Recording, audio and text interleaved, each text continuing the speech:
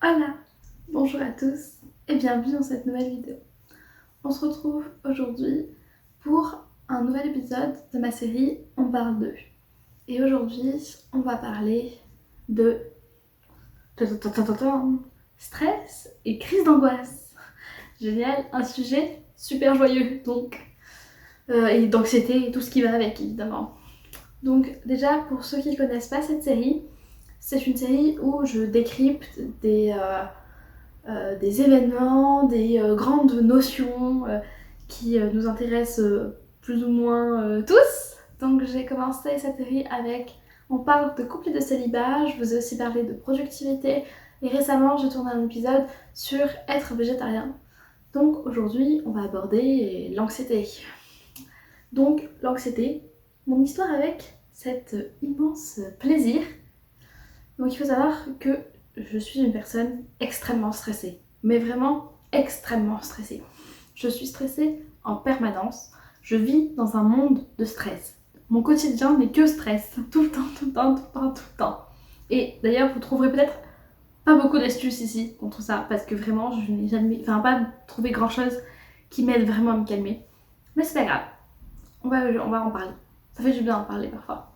Donc d'abord, le stress, en fait, vraiment, ça fait vraiment partie de l'entièreté de mon quotidien et je le vis même plus comme un problème, mais j'ai beaucoup de moments particuliers quand même où ça s'est beaucoup reflété dans ma personnalité et dans certaines de mes actions. D'abord, j'ai toujours été anxieuse, mais il y a certains moments de ma vie qui ont accentué ça, notamment la prépa. Parce que oui, pour ceux qui ne le savent pas, j'ai donc fait un an de prépa littéraire, et même si ça m'a apporté beaucoup de choses, ça a été une source d'angoisse permanente. Parce que j'avais toujours la sensation de mal faire, de pas assez bien faire, de pas prendre assez de temps à faire les choses alors que je me couchais déjà suffisamment tard. Tout ça. Le problème c'est que chez moi, le stress, ça amène d'autres épisodes qui sont... Déjà que le stress c'est pas très fun, mais qui amènent des épisodes bien plus compliqués, notamment l'insomnie, les crises d'angoisse. Voilà, c'est les deux gros trucs très problématiques chez moi parce que c'est-à-dire que être stressé, c'est chiant, mais quand t'es stressé au quotidien comme ça, ma foi, ça peut passer. Mais quand tu es stressé et qu'en plus, du coup, ça t'empêche de dormir, ça devient vite compliqué. Parce que moi, j'ai eu toujours cette tendance à surpenser, à penser trop pendant trop de temps sur des choses un peu infimes et pas très intéressantes, pas très importantes. Et ça m'a, pendant longtemps, surtout quand j'étais petite, empêché de dormir tôt. Un des trucs que j'avais trouvé pour ça, c'est que je lisais beaucoup le soir, avant de dormir, quoi. Mais ça a été vraiment un problème chez moi, j'ai vraiment cette manie de beaucoup penser. Et ça peut être très problématique. Un autre problème que j'ai, c'est que du coup quand j'étais en prépa, ça me crée vraiment des insomnies. C'est-à-dire que ça me réveillait au milieu de la nuit, mais peut-être 10 fois par nuit. On va dire entre 5 et 10 fois par nuit. Toutes les nuits. Et ça, c'est très très chiant. Vraiment, c'est très très chiant. Parce que je pouvais rien y faire. Juste, en fait, mon corps n'arrivait pas à s'apaiser suffisamment pendant la nuit. Et donc, je me réveillais. Et donc, je me réveillais en étant stressée. Je faisais aussi des cauchemars. Chose que j'ai par exemple jamais faite quand j'étais petite. Et j'ai commencé à faire des cauchemars en prépa. Ça m'arrive de temps en temps encore, mais c'est quand même très rare. Mais vraiment dans les périodes de gros stress, ouais, je fais des cauchemars. Voilà. Donc vraiment, chez moi, le stress, ça impacte beaucoup le sommeil. Et c'est compliqué parce que, euh, parce que le sommeil, c'est très très important. Et vraiment, ne pensez jamais que votre sommeil, il n'est pas important. C'est faux, c'est la chose la plus importante. Et c'est sans sommeil, vous n'arriverez jamais à faire ce que vous voulez faire et à tenir comme vous voulez. Vous avez beau travailler énormément, si vous dormez pas, ce sera jamais assez. Ce sera jamais parfait. Vraiment. Donc vraiment, ne sous-estimez jamais l'importance de votre sommeil. Et vraiment, le problème, c'est que quand le stress t'empêche de dormir, c'est vraiment compliqué. Donc pour ça, honnêtement, j'ai rarement trouvé des choses pratiques qui m'empêchaient de faire de l'insomnie. Alors j'ai beaucoup entendu parler ces derniers temps du CBD. J'avoue, je n'ai pas testé parce que j'ai un sommeil qui est beaucoup plus reposant maintenant. C'est un peu bête, mais depuis que je suis avec mon copain et que donc on habite ensemble, donc on partage notre lit, et bien écoutez, ça va beaucoup mieux.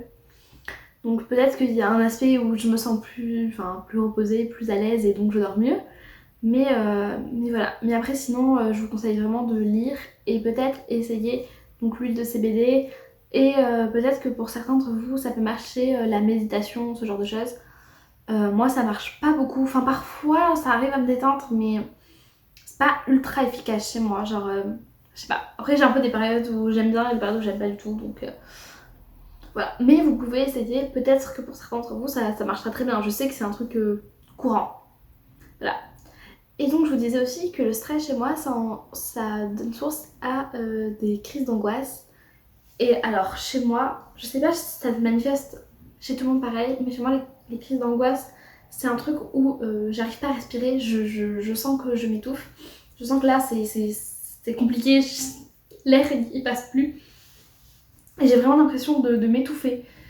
Euh, et, euh, et je me sens super lourde et un peu perdue. Et en fait, c'est tout un environnement.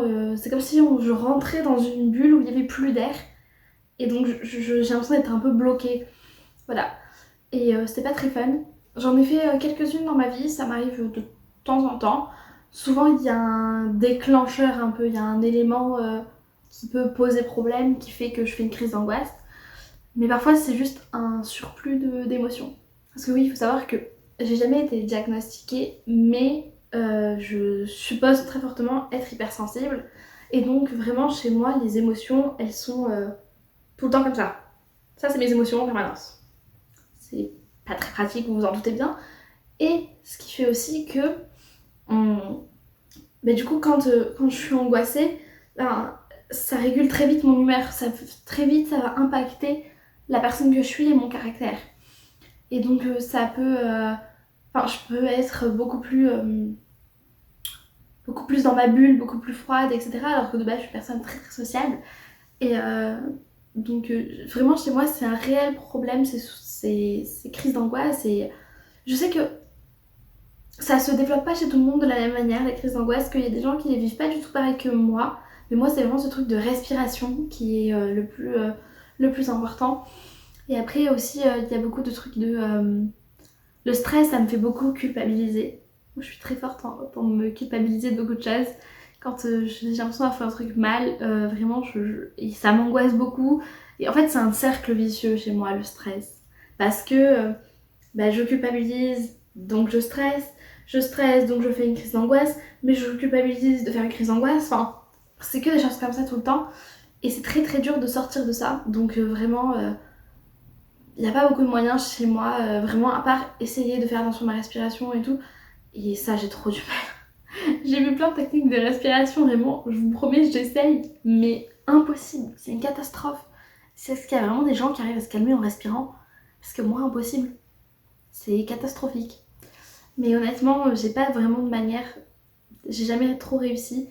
Si vous avez des vidéos ou des livres sur le sujet ou quoi, moi je suis grave preneuse parce que j'aimerais bien ne plus faire de crise d'angoisse et surtout être un peu moins angoissée au quotidien. Parce que moi, rien m'angoisse. Je suis une personne qui est beaucoup sur le contrôle parce que ça me stresse de me dire que les choses peuvent ne pas se dérouler comme j'aurais aimé.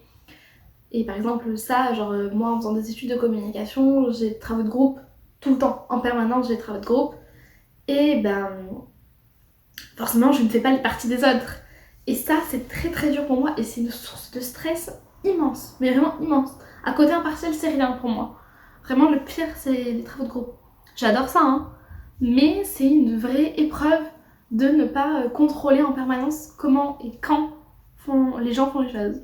Bref, du coup, écoutez, je pense que je vais vous laisser sur ça, sur cette vidéo. Je suis pas sûre que vous avez donné des clés, mais je vous ai un peu raconté et je pense que c'est cool si vous partagez un peu votre expérience dans les commentaires et qu'on se donne nos petits conseils. Et évidemment, si je trouve des moyens de calmer mon stress, promis, je vous les écris en commentaire. Je vous fais un petit commentaire en haut en vous écrivant. Pour le moment, j'en ai pas, mais peut-être que dans 2 ans, j'en aurai. On ne sait pas, on ne sait jamais. Ça peut toujours être utile. Bref, donc écoutez, je vous laisse là. On se retrouve dans une prochaine vidéo. N'hésitez pas à vous abonner parce que ça me fait trop plaisir, à aimer et à commenter cette vidéo du coup parce que cette vidéo, j'aimerais bien que cette vidéo autour du partage, c'est très cool. Et n'hésitez pas à me suivre sur mon Instagram sur lequel je suis présente vraiment très régulièrement en story et où j'essaye de poster de plus en plus régulièrement. Applaudissez-moi parce que ça a été compliqué. Et bah écoutez, on se retrouve la semaine prochaine dans une prochaine vidéo. Adios!